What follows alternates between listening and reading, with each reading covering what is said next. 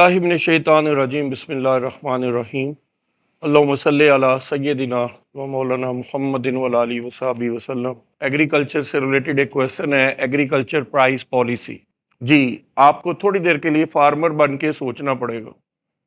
सोचें, if you are a farmer तो what is input? Input होती हैं जो सोइंग ऑफ क्रॉप्स के ऊपर होती हैं, फसल को बुआई के वक्त जो होती है, जो चीज़ें दरकार है और इवन कटाई तक जो चीज़ें उसके ऊपर फसलों पे इस्तेमाल करते हैं, दे आर दी इनपुट्स। मिसाल के तौर पर सबसे पहले हमें क्या चाहिए? सीड चाहिए। तो सीड इज़ अ इनपुट। जी, इनपुट्स की बात कर रहे हैं हम लोग। तो सबसे पहले बात कौन सी हो रही है? सीड्स की। फिर उसके बाद फर्टिलाइजर्स हैं, खादें हैं। फिर उसके बाद पेस्टिसाइड्स हैं, जो कीड़े मार दवाइयाँ हैं, केमिकल्स। दूसरे लफ्ज़ों में केमिकल, मैकेनिकल एंड हाइड्रल, ये तीन चीज़ें जो हैं हमारी इनपुट्स में आ जाती हैं। आउटपुट किस शक्ल में मिलती है? अगर आपने फ्रूट्स कल्टीवेट किए हैं या फ्रूट्स अगर आपने लगाए हैं तो फ्रूट्स मिलेंगे, वेजिटेबल्स लगाई हैं तो वेजिटेबल्स मिलेंगी, वीट लगाई है तो वीट की फसल आपको वीट देगी, राइस देगी, इस तरह से मेज़ है, कॉटन है, वगैरह वगैरह। तो ये सारी चीज़ें इनपुट और आउटपुट की समझ में आ जाती हैं। मैं दोबारा अपने मौजू की तरफ आऊँगा। मौजू है agriculture price policy. Agriculture is based on inputs and outputs. Inputs are seeds, fertilizers, chemicals, etc. And output is cotton, wheat, rice, fruits and vegetables, etc. etc. ये देखिए, यहां तक बात समझ में आ गई है। कितने पॉइंट हो गए? तीन। पहला बेस इनपुट्स पे और आउटपुट पे, और दूसरा इनपुट क्या है, और तीसरा आउटपुट क्या है। ये तीन बातें मेरी मुकम्मल हो गई। चौथी बात है कि government from time to time determine the prices of agriculture inputs और outputs। फिर वहीं से मैं शुरू करूंगा, inputs output। Government from time to time वक्तन फवक्तन fixes the prices of inputs, fixes the prices of outputs from time to time वक्तन फवक्तन। So government fixes the prices and if the farmers are benefited, ये देखिए, the farmers will have no suspense, they will be benefited if they have no suspense that what will be the price of agriculture inputs and what will be the price of agriculture outputs. So to clear the suspense, to clear the suspense in the mind of the farmers, the government from time to time frame a policy. That policy is called agriculture price policy। फिर repeat करता हूं कि inputs के वक्त और outputs के वक्त एक कीमत का तयन होना चाहिए, ताकि फार्मर्स को पता लगे कि जी मैं 100 रुपया प्रोडक्शन पे लगाऊंगा और मुझे 250 रुपया या 200 रुपया मिल जाएगा, तो फिर तो वो प्रोडक्शन करेगा कि उसको एक्स्ट्रा कुछ मिल रहा है। लेकिन अगर आपको पता लगे कि जी 100 रुपया लगा के 100 ही मिलना है, तो वो कभी भी फार्मर प्रोड्यूस नहीं करेगा। तो लिहाजा government fixes the prices of inputs जो कि कम होंगी, and government fixes the prices of output जो कि ज्यादा होंगी। इन दोनों के दरमियान जो फर्क है, that is the profit of the farmer. तो government fixes the prices of inputs, government fixes the prices of output from time to time according to a policy, एक पॉलिसी के मुताबिक, and that policy is called agriculture price policy. The measures adopted by the government to influence or to determine the prices of inputs and outputs, कि जिसमें prices of inputs और prices of output determine की जाएंगी, and that is the agriculture price policy। ये एक policy का हिस्सा है और उसको कहते हैं एग्रीकल्चर प्राइस पॉलिसी। इसके कोई इंस्ट्रूमेंट भी होंगे जिससे इसको आप लोग जो है यानी सिलसिले को बढ़ा सकते हैं आगे। वो क्या है? सबसे पहले इन दी इनपुट प्राइसेस, गवर्नमेंट सबसे पहले क्या करती है? इनपुट प्राइसेस को चेंज करती है by decreasing the prices of inputs. मकसद क्या है? इनपुट्स की प्राइसेस को, इनपुट समझ आ गई हुई ना, इनपुट की प्राइसेस को क्या किया जाए? कम किया जाए। और दूसरा change in the output price, जैसे कि मैंने अभी बताया, आउटपुट प्राइसेस को क्या करना है? बढ़ाना है आपने। फिर उसके बाद investment in providing subsidies, investment के अंदर जो है वो सब्सिडीज प्रोवाइड की जाएं जिसमें इन्वेस्टर जो है वो अट्रैक्ट हो सके कि उसने एग्रीकल्चर में इन्वेस्टमेंट करनी है और अपने प्रॉफिट्स जो हैं वो खरे करने हैं उसने। Direct intervention by the government, government खुद भी इसमें मुदाखलत कर सकती है। गवर्नमेंट खुद किसान से इमदादी कीमत जो है प्राइसेस की, इनपुट्स की कम कीमत पे वो इनपुट्स दे और ज़्यादा कीमत पे आउटपुट ले ले, तो ये गवर्नमेंट की डायरेक्ट इंटरवेंशन होगी किसके अंदर, एग्रीकल्चर के अंदर। और चौथी बात है रिसर्च इन दी हाई यील्डिंग वैरायटीज़, के जो अच्छी पैदावार देती हैं, जिनकी पैदावार वैरायटीज़ की, फसलों की, जिनके बीज में ज़्यादा क्वालिटी है प्रोड्यूस करने की फसल को, तो उन वैरायटीज़ को इंट्रोड्यूस करवाना। These are the instruments of agriculture price policy. Output of exporting crops. Pakistan is an agriculture country, no doubt. Pakistan एक ज़राई मुल्क है and 22% to 25% of its GDP depends upon agriculture. हमारी जीडीपी का 22 से 25% तक जो है वो एग्रीकल्चर पे डिपेंड करता है। तो 10 exports are very important in respect to the agriculture products. Agriculture product की एक्सपोर्ट करके पाकिस्तान अपना जीडीपी बढ़ा सकता है, जो कि मैंने कहा 22 से 25% है और किसी साल ये 18% तक आ जाता है। The government gives the subsidy on the exporting crops and helps in increasing the exports. Government क्या करती है, सब्सिडी प्रोवाइड करती है किस वक्त, जब इनपुट्स के ऊपर कीमतों को कम करके और आउटपुट के वक्त कीमतों को बढ़ाकर गवर्नमेंट एक सब्सिडी देती है। 10 output of the exporting crops will definitely increase and Pakistan can earn a lot of foreign exchange. बहुत सारा ज़र मुबादला हम क्रॉप्स को एक्सपोर्ट करके कमा सकते हैं। तो उम्मीद है पहला मकसद आपको समझ में आ गया होगा। Balance cropping pattern, to increase in the output of 2 or 3 crops does not mean the development. अगर आप 2 या 3 फसलों में, जैसे मैंने वीट और राइस की मिसाल दी है, अगर इसमें आप लोगों ने इंक्रीज कर लिया प्रोडक्शन, तो it doesn't means that you are developing the agriculture. Object of the price policy is to increase the crops and that crops are relating to the different nature. Suppose rice है, wheat है, maize है, cotton है, हाँ जी, उसके बाद grains हैं मुख्तलिफ किस्म के। तो ये सारी चीज़ें जो है, ये बैलेंस क्रॉपिंग पैटर्न जो है, ये एग्रीकल्चर प्राइस पॉलिसी का ऑब्जेक्टिव है कि हम लोग अपने क्रॉपिंग पैटर्न को एक जैसा लेके चलें। किसी एक फसल में स्पेशलाइज करने का ये मतलब नहीं है कि आपने तरक्की की है। ठीक हो गया जी। तो इसमें सब को साथ लेके चलेंगे तो मुल्क जो है वो सेल्फ सफिशिएंट हो जाएगा in respect to its needs. Just to increase output, बेटा फिर वही बात, इनपुट की कीमत कम करनी है और आउटपुट की कीमत बढ़ानी है। तो आउटपुट की कीमत कैसे या कह सकते हैं आउटपुट कैसे बढ़ेगी अगर आपकी प्राइसेस ऑफ इनपुट कम होगी। The object of agriculture price policy is to increase the output of yield per acre. Output और यील्ड पर एकड़, फी एकड़ पैदावार को क्या करना चाहते हैं आप, बढ़ाना चाहते हैं। हाँ, by increasing the prices of outputs the government encourages the more output. इससे आपकी आउटपुट क्या है वो बेहतर हो जाती है, क्योंकि आप इनकरेज कर रहे हैं प्राइसेस को at the time of harvesting, ज़्यादा कीमत दे के किसान को खुशहाल करना चाह रहे हैं। Encourage larger investment. Investment in the agriculture is very poor because agriculture is not favouring the farmers specially कि due to the uncertain weather conditions. आपको पता है कि एग्रीकल्चर में वेदर कंडीशंस बड़ी काउंट करती हैं और इसकी वजह से लोग इसमें इन्वेस्टमेंट करने से कतराते हैं। वजह ये अनसर्टन है, इसमें गैर यकीनियत बहुत ज़्यादा है। By fixing the prices of inputs, अगर आप देखिए इनपुट्स की कीमत कम करते हैं and increasing the prices of output, the investor will take the risk. Investor कहता है कोई बात नहीं, रिस्क ले लेते हैं।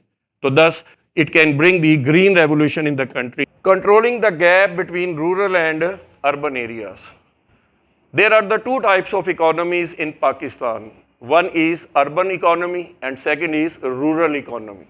In urban areas, people are more comfortable as they have the high per capita income. उनकी per capita income जो है वो agriculture sector से कहीं ज़्यादा होती है। And secondly, the living standard in the urban areas is far better than the rural areas. तो दो बातें हो गई. On the other hand, in the rural areas, the living standard is very poor and the farmers have the low per capita income. अगर आप उनकी देखें, faeces आमदनी जो है हर किसान की बहुत कम है. So that attracts the farmers. वो farmers को क्या करते हैं, अट्रैक्ट करते हैं कि वो they have to shift to the urban areas. वो अपने आप को अर्बन एरियाज़ के अंदर माइग्रेट कर दें, शिफ्ट कर दें जहाँ पर बेटर अपॉर्चुनिटीज़ हैं. So the object of the price policy is to squeeze the gap between the urban areas and the rural areas by providing incentives to the farmers. Farmers को incentive दी जाए कि वो urban areas में ना आए बल्कि उधर ही अपनी प्रोड्यूस का फेयर रिवॉर्ड ले लें, कीमतों को कम करके इनपुट्स की और कीमतों को बढ़ा के आउटपुट की. तो government can squeeze the gap between rural and urban areas. ये गैप जो है कम हो सकता है, जबकि गैप जो है वो इसी वजह से है कि यहाँ पर सहूलतें अर्बन एरियाज़ में ज़्यादा है और देही इलाकों में कम है. इनकम अर्बन एरियाज़ में ज़्यादा है, इनकम रूरल एरियाज़ में कम है. तो object of the price policy is to increase the income of the farmers. Improve seeds and other inputs. देखिए जी, सीड कहते हैं ना, बीज जानदार तो फसल शानदार. जी बिल्कुल ऐसे ही है. The farmers use the poor quality of the seeds and that is why their yield per acre is very low. उनकी जो फी एकड़ पैदावार है वो कम से कम हो रही है.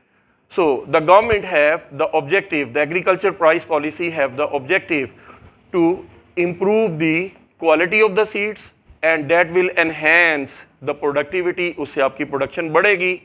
And secondly, the other inputs prices are going to be reduced and definitely the farmer will be benefited due to the agriculture price policy. देखिए, अगर farmers को अच्छी क्वालिटी का सीड सब्सिडाइज रेट पे मिलेगा तो यकीनी तौर पर वो अच्छी क्वालिटी का बीज कम कीमत पे ख़रीद कर ज़्यादा फसल ले सकता है. और ऐसा उसी सूरत में मुमकिन है जब एग्रीकल्चर प्राइस पॉलिसी में वो यानी गवर्नमेंट जो है उनको सब्सिडी रेट पे इनपुट्स की कीमत को कम करके फार्मर्स को मैक्सिमम बेनिफिट प्रोवाइड किया जा सकता है. And that is the objective of agriculture price policy. Import substitution. Pakistan is importing the crops nowadays. Pakistan कई फसलें जो हैं जो कि हमारे मुल्क में फ्लॉप हो रही हैं due to the uncertain weather conditions. Floods आते हैं, स्टॉर्म्स आती हैं, विंड्स आती हैं, रेन्स आती हैं, वाटर शॉर्टेज होती है, इंफ्रास्ट्रक्चर पुअर है. ये सारी वजूहात हैं जो एग्रीकल्चर सेक्टर की प्रोडक्शन को क्या कर रहे हैं, कम कर रहे हैं. So another objective of agriculture price policy is the self sufficiency. आप लोग खुद ही इन्हिसारी की पॉलिसी पे जाएँ and to reduce the imports of the wheat and rice and sugar. Pakistan देखिए फूड के आइटम को इंपोर्ट कर रहा है, हालांकि पाकिस्तान ज़रूरी मुल्क है. तो एग्रीकल्चर प्राइस पॉलिसी का मकसद यही है कि इंपोर्ट का कोई सब्स्टिट्यूट दिया जाए by increasing the production of agriculture products. Value of inputs and outputs. Agriculture price policy plays a very important role, significant role in the determining of the prices of the inputs and outputs. Government takes care both producer and consumer, दोनों का फ़ायदा सोचती है. Producer माने farmers और consumer means end user तक दोनों का फ़ायदा होना चाहिए. Effective use of resources. Appropriate price policy may increase the agriculture production by number 1 farmers को इम्प्रूव करना है प्रोडक्शन को, दूसरा better use of input resources और तीसरा to introduce new technology to explore the resources. नई टेक्नोलॉजी का मुतारफ़ करवाना जिससे हमारी प्रोडक्शन जो है वो बेहतर हो सके. तो ये एग्रीकल्चर प्राइस पॉलिसी का एक ऑब्जेक्टिव ये भी है. नेक्स्ट है स्टेबलाइज दी एग्रीकल्चर प्राइसेस. स्टेबलाइज का मतलब होता है कि मुतवाज़न कीमत जो होती है उसे स्टेबलाइज प्राइसेस कहते हैं, यानी एक जैसी कीमत, बेहतर कीमत, जबकि मार्केट में डिफरेंट प्राइसेस हैं because of the defective marketing system in Pakistan. Pakistan का जो मार्केटिंग सिस्टम है वो बहुत ही डिफेक्टिव है because there is no harmony between demand and supply. Demand बाज़ का ज़्यादा होती है, सप्लाई कम होती है, प्राइसेस बहुत ऊपर चली जाती हैं. सप्लाई बाज़ का तेज़ हो जाती है और डिमांड कांस्टेंट होती है या कम होती है तो इससे प्राइसेस बहुत नीचे आ जाती हैं। तो प्राइसेस नीचे आने से फार्मर को नुकसान हो जाता है और प्राइसेस ऊपर जाने से कंज्यूमर को नुकसान हो जाता है। The object of the price policy is to stabilise the prices, इनको प्राइसेस को स्टेबलाइज करना है। Maintaining equitable terms of trade. Pakistan exporting the primary goods like cotton, even food products की जो raw material है वो हम export कर देते हैं rather than the finished goods. Export of raw material earns lesser.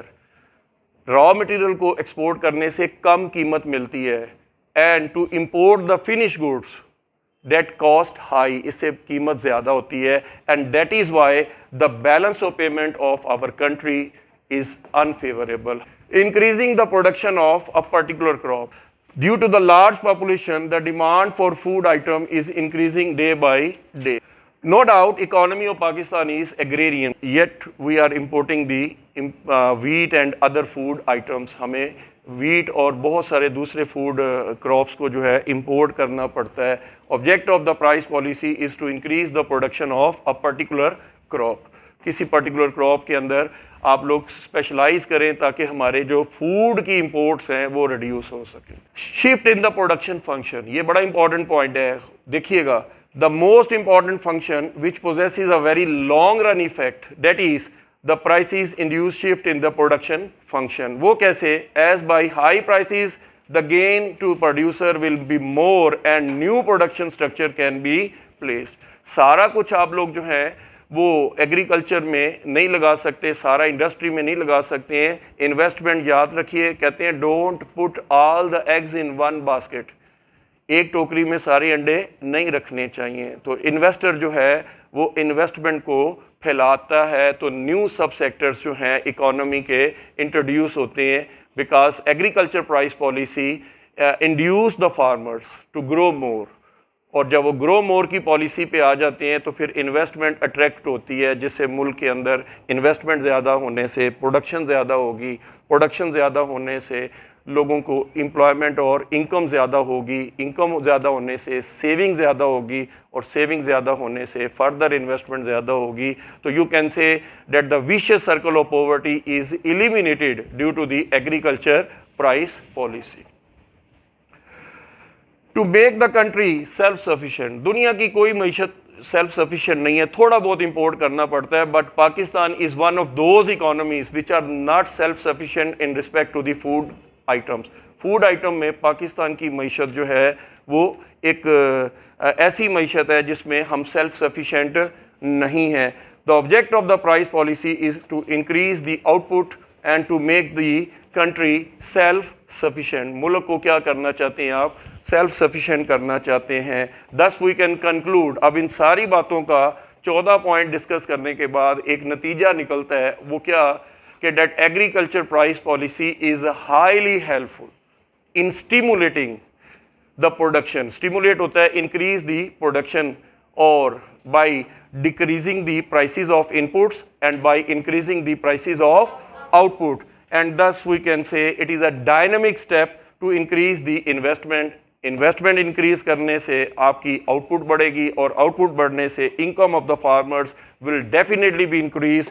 So we can say it will bring a green revolution in the economy of Pakistan. Pakistan की मईशत में एक ग्रीन रेवोल्यूशन आ सकता है with the help of agriculture price policy. तो उम्मीद है जी इस short span of time के अंदर आप लोगों ने एग्रीकल्चर प्राइस पॉलिसी को ना सिर्फ समझा है, सीखा है, बल्कि अब आप लिखेंगे तो इतनी आसान लैंग्वेज में लिखा है कि इंशाअल्लाह ताला आप लोगों को याद भी हो जाएगा और आप लिखने के काबिल भी हो जाएंगे।